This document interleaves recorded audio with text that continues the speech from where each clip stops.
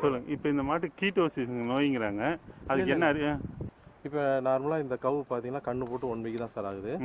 இந்த மாட்டில் பார்த்தீங்கன்னா நீர் சோளம் இருக்குது, மடியில் நீர் சோளம் இருக்குது பாருங்க. தொப்புள் கால் முன்னால் ஒரு வீக் மாதிரி இருக்குது. ஆமாம், தொங்கு ஒரு காம்புக்கு மேலே செவந்து வந்து பால் கறக்காத மடி மாதிரி இருக்குது. பின்னால் பாருங்க, மடிக்கு பின்னால் வந்து பார்த்தீங்களா சுரந்து போயிருக்கும். இது நார்மலாக நம்ம விவசாய மக்கள் என்ன நினச்சிக்கிறாங்க, மடி வீக்க நோயின்னு நினச்சிட்டு இது தீனி அதிகமாக கொடுத்தா இன்னும் நிறையா வீங்கிடும், மாட்டுக்கு பாதிப்பு வந்துடும் சொல்லிட்டு தீனி நார்மலாக கொடுக்க வேண்டிய அடர் தீவனத்தை அளவு குறைச்சிடுறாங்க.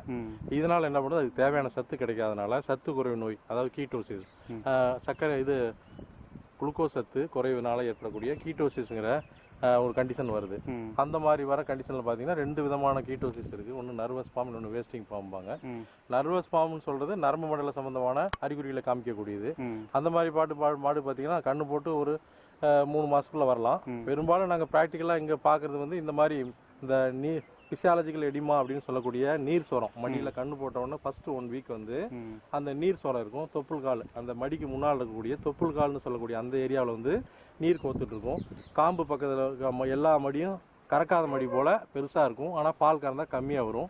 பின்பக்கம் மடிக்கினுடைய பின்பக்கம் கூட நீர் சுரந்து வீக்க இருக்கிற மாதிரி தெரியும். இதுக்கும் நார்மல் மடிக்கும் வித்தியாசம் தெரியும் என்னன்னா, இதில் வலியே இருக்காது, பால் எந்த வித்தியாசம் வராது, மாடு வந்து நார்மலாக இருக்கும்.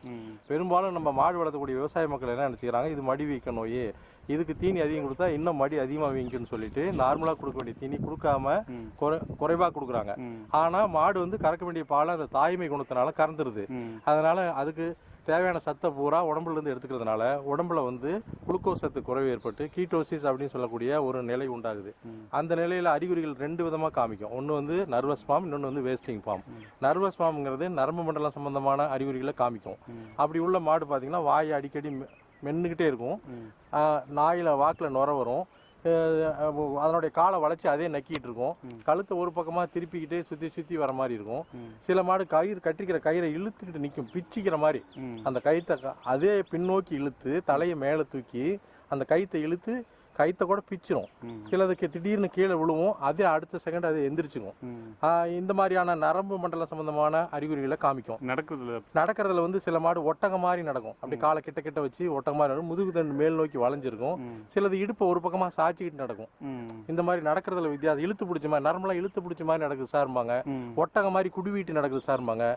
இடுப்பை வந்து புறங்கால ஒரு பக்கம் சாச்சிக்கிட்டு நடக்குதுன்னு சொல்லுவாங்க. இந்த மாதிரி நடையில இருக்கும். கழுத்தை ஒரு பக்கமா வளைச்சிக்கிட்டு போகும், சுத்தி வர பார்க்கும். வாயை மென்னுக்கிட்டே இருக்கும், சப்புன்னு சும்மா மென்னிக்கிட்டே இருக்கும், நாக்கை சப்பிக்கிட்டே இருக்கும். அதனுடைய காலை முன்னங்கால அதே வளைச்சி நக்கிக்கிட்டே இருக்கும். சும்மா தட்டை எடுத்து சாப்பிடும், ஆனால் முழுங்க அது மென்னுக்கிட்டே இருக்கும். இந்த மாதிரி நரம்பு மண்டல சம்பந்தமான அறிகுறிகள் நர்வஸ் ஃபார்ம் கீட்டோசின்னு சொல்லுவோம். இன்னொரு ஃபார்ம் இருக்கு, வேஸ்டிங் ஃபார்ம் அப்படின்னு சொல்றது. அந்த மாதிரி இதுல வந்து மாடு வந்து என்னன்னா கான்சென்ட்ரேட் சாப்பிடாம விட்டுரும். அதாவது சாடி தீனி சாப்பிடாது, மற்ற தீனி எல்லாம் சாப்பிடும், உடம்பு இழைச்சிக்கிட்டே போகும். பால் வந்து அளவு குறைஞ்சிக்கிட்டே வரும், திடீர்னு குறையுங்களா, கிராஜுவலாக குறைஞ்சிட்டு வரும். சரி, கிராஜுவலாக பால் வந்து குறைஞ்சிட்டே வரும். ஏன்னா சாப்பிட்றத நிறுத்திடுது, கான்சென்ட்ரேட்டை வந்து சாப்பிட்றத நிறுத்திடும், உடம்பு இழைச்சிக்கிட்டே போகும். சாணம் போடுறது வந்து சாணி பார்த்தீங்களா கழிச்சல் வராது, அது பெல்லட்டி டங்குன்னு சொல்லுவாங்க. சாணி வந்து புழக்க மாதிரி போடும், மேலே வந்து எண்ணெய் தடவணும் மாதிரி வளவளன்னு இருக்கும். அது ஒரு வித்தியாசமான அறிகுறி சாணி போடுறது. ரெண்டாவது, இந்த மாதிரி அனிமலில் வந்து நம்ம யூரின் சாம்பிள் எடுத்து லேப்ல கொடுத்து டெஸ்ட் பண்ணோம்னா அந்த கீட்டோன் பாடிஸ் பாசிட்டிவ் வரும். அப்புறம் உடனே மருத்துவர் அணுகி அதுக்கு உரிய சிகிச்சையும் தீவன முறைகளையும் கரெக்ட் பண்ணோம்னா அந்த மாடு நார்மலுக்கு வந்துடும். ஓகே, அந்த மாதிரி மாட்டுடைய சிம்டம்ஸ்லாம் இப்போ இருக்குது, அதை வீடியோ பார்க்கலாம். Okay, thank you. இந்த மாடு பாருங்கள், நடக்கும்போது ஒட்டகம் போல் நடக்குது. இதுக்கு காரணம் ரத்தத்தில் குளுக்கோஸ் லெவல் குறைஞ்சிருச்சு. இது சாப்பிடாதனாலையோ அல்லது பால் அதிகமாக கறந்ததுனாலையோ உடலில் எனர்ஜி லெவல் குறைஞ்சி ரத்தத்தில் குளுக்கோஸ் அளவு குறையிறதுனால இந்த கீட்டோசிஸ்ங்கிற இது ஒரு மெட்டபாலிக் டிசீஸ் என்னுடைய அறிகுறி தெரியுது. இது நர்வஸ் ஃபார்ம் ஆஃப் கீட்டோசின்னு சொல்லுவாங்க. அதாவது முதுகு தண்டை மேலே தூக்கிட்டு காலை கிட்ட வச்சு ஒரு ஒட்டகம் போல் நடக்குது. இப்போ படத்தில் பார்க்கும்போது நடக்க வைக்கும்போது தெரியும். பாருங்கள், நல்லா திரும்ப மாட்டேங்குது, நடக்கிறதுக்கு அதிகம் நடக்க மாட்டேங்குது, சரியாக படுக்கிறதுனால நின்றுட்டே தான் இருக்கும். அதான் அது அந்த கீட்டோசினுடைய மெயின் அறிகுறி. மாடு படுக்கவே இல்லை, நின்றுட்டே இருக்குது அப்படின்னு சொல்லுவாங்க. இது போல் ஒட்டகம் மாதிரி நடக்குதுன்னு சொல்லுவாங்க. ஒரு பக்கம் சாஞ்சு நடக்கும், முதுகு தூக்கு நாப்பில் நடக்கும், ஒட்டக நடை. இது நம்ம பார்க்குறது ஒட்டகம் போல் நடக்குது, காலை கிட்ட வச்சு முதுகு மேலே வளைச்சாப்பில். 2 நாளாக படுக்கவே இல்லை இல்லையா? சாடி தீனி எப்படி சாப்பிடுது? சாடி தீனி சாப்பிடவே இல்லை, தட்டுக்கிட்டு போட்டால் சாப்பிடுது. அதுதான் கம்மியாக சாப்பிடும். அதான் சாடி தீனி திங்கிறதே இல்லை. ஆனால் அசை போடுது, அசை போடுது. மேந்தீனி கொஞ்சமாக திங்குது, சாடி தீனி திங்கவே திங்காது.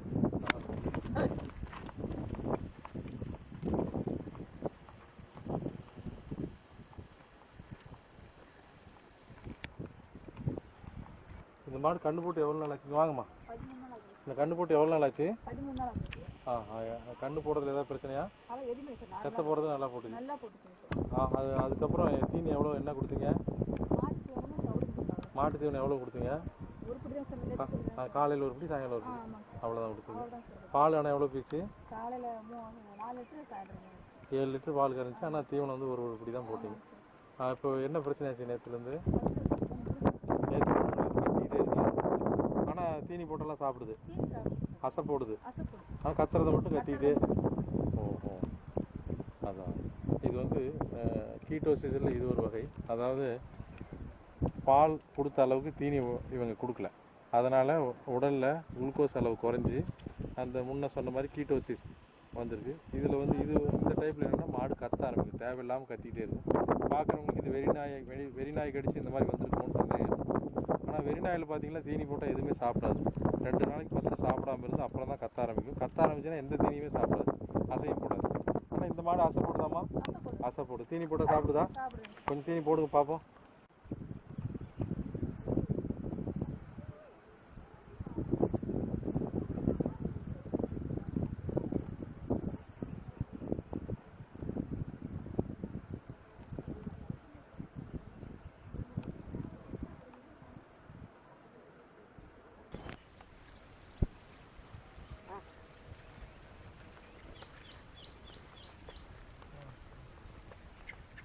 கொஞ்சம் இன்னும் கொஞ்சம் தூரம் இப்படி திருப்பி இப்படி நடத்தி அங்கேருந்து அப்படியே திரும்பி இப்படி நடக்க வச்சு கூப்பிட்டு வந்துருங்க, அவ்வளோதான்.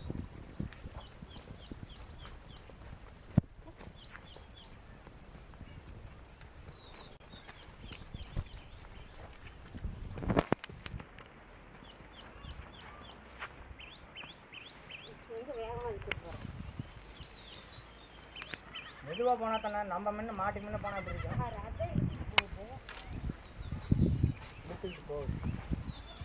திருப்பி வந்துடுங்க. ம்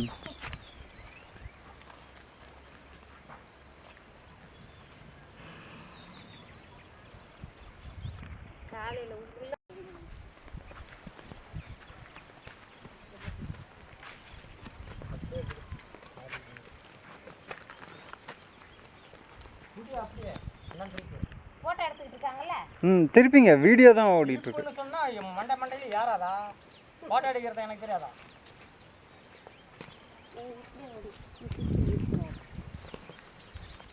அதை நடந்துக்கிட்டு எடுக்க மாதிரி தான் போட்டோ எடுக்கிறாப்புல. எதுவா போ, ஆட்டுக்கு முன்னே நீ பக்குன்னு போவேன். மாடு இது அவருக்கு உப்பிக்கும் கண்ணு போட்ட இதுலன்னு கம்மியாக போட்டுட்டோம். ஓ சரி, சொன்னதே சொல்லு. மாட்டுக்கு உடம்பு சரியில்லை. கண்ணு போட்டு எத்தனை நாள் ஆச்சு? கண்ணு போட்டு 10 நாள் ஆகுது. தீனி என்ன வச்சுங்க? தீனி கருக்கா தவிடு தீவனம் போட்டோம். நேரத்துக்கு எவ்வளோ கருக்கா தவிடு எவ்வளோ தீவனம் வைப்பீங்க? 1/2 கிலோ தவிடு போடுவோம், ஒரு 1/2 கிலோ புண்ணா இது தீவனம் போடுவோம். 1/2 கிலோ கருக்கா தவிடும் 1/2 கிலோ தீவனம் தான் போட்டுவீங்க. காலையில் ஒரு தரம், சாயங்காலம் ஒரு தரமா? 3 நேரமும் போடுவோம். சரி, இப்போ என்ன ஆச்சு மாட்டுக்கு? மாட்டுக்கு காய்ச்சல் மாதிரி காலத்தான் தூக்கிட்டு இருக்கு.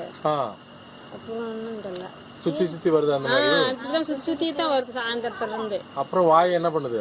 வாயே அது நொறையா வருது. அப்புறம் அப்புறம் கவுத்து இழுத்துக்கிட்டே நிக்குதா? வாயை மெல்ற மாதிரி மென்னுட்டே இருக்கு, சாப்பிட மாட்டேது எதுவும். கிட்ட போயிருக்கு.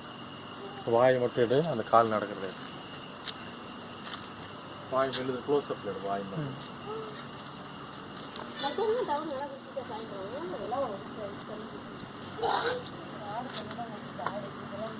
அந்த பக்கம் போய் சைடில் அடியில் உட்காந்து வாய் எப்படி மெல்லுது பாருங்க.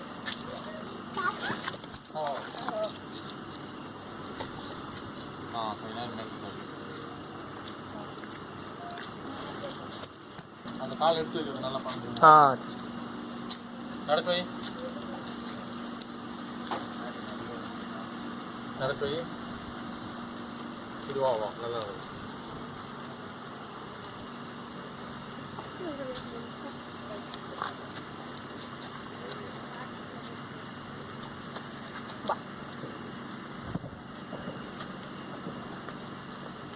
இந்த காலை நல்லா எடுத்து வைக்கிறது கூட இருக்குங்க. இல்லை கரெக்டாக இருக்கு. அந்த கால் புற காலை எப்படி எடுத்து வைக்கிறது அது எப்படி தூக்கி இப்போ கால் நவுத்துமா நவுத்து வை. இந்த பக்கம் தூக்கிறப்ப பார்த்தீங்கன்னா நல்லா தெரியும். எடு எடு அப்படி நடக்க வை. அப்படி நடக்க வை. டச் போ அப்படி போ அப்படி. அது இன்னும் அரை மணி நேரத்தில் கொண்டாந்து கட்டு. மாடு உங்களுதா இது? ஆமாங்க சார். என்ன பண்ணுது? தவக்கலை நடக்கிற மாதிரி தத்தி தத்தி நடக்குதுங்க சார். நடக்க வைங்க பார்க்கலாம். கண்ணு போட்டு எவ்வளோ நாள் ஆகுது? கண்ணு போட்டு இன்னைக்கு 6 நாள் ஆகுதுங்க சார். இப்போ என்ன எப்படி நடக்குது? தவக்கலை நடக்கிற மாதிரி தத்தி தத்தி நடக்குது. நடக்க வைங்க பார்க்கலாம். நடக்கு. வியாபாரி தீவனம் எவ்வளோ கொடுத்தீங்க ஒரு நாளைக்கு? காலையில் 1.5 கிலோ, சாயங்காலமும் அதே மாதிரி 1.5 கிலோ. தீனி கம்மியாக கொடுத்துருக்கீங்க. சரி சரி நடக்க வைமா. நடக்க வை நடக்க நடக்க நடக்க. போதும் போதும்.